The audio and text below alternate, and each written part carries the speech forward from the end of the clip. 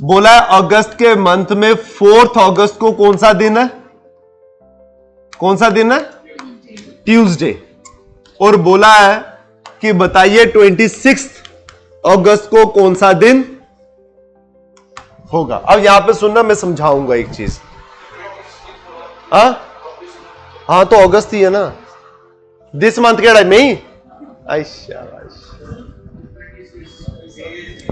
पोले हो ना यार आप दोनों, अब क्या करे बंदा कोई, किन्ने पोले हो आप। दिस मंथ पेपर में चल रहा होगा, अगस्त का मंथ का पेपर होगा, आप बोलोगे सर ये दिस मतलब अगस्त पूछा है।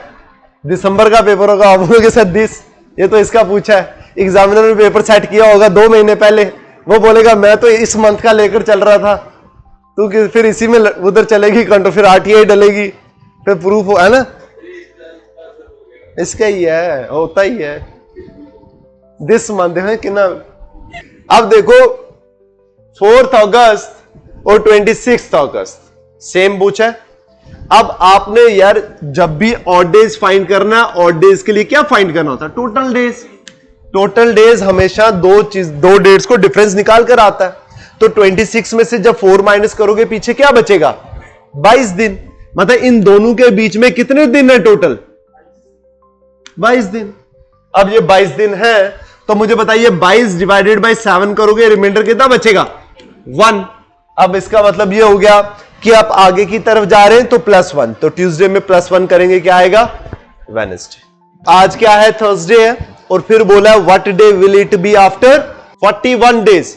बोले आफ्टर 41 डे का मतलब 42nd डे, 42 डे का पूछा है ना, 42 डे का पूछा हुआ है कि भाई बताइए 42वां दिन कौन सा होगा, यही पूछा है इन्होंने। मान लो आज का अगर पहला दिन है तो इन्होंने कौन सा दिन पूछा हुआ है? यार ये समझ आ रहा है ना आपको?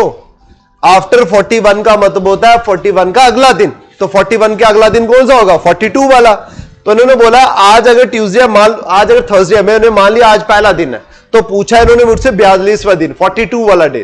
तो मैं क्या करूंगा, इन दोनों डेट के बीच में क्या निकालूंगा? Total days. तो इन दोनों को डिफरेंस करूंगा, जब मैं डिफरेंस निकालूंगा क्या आएगा? 41।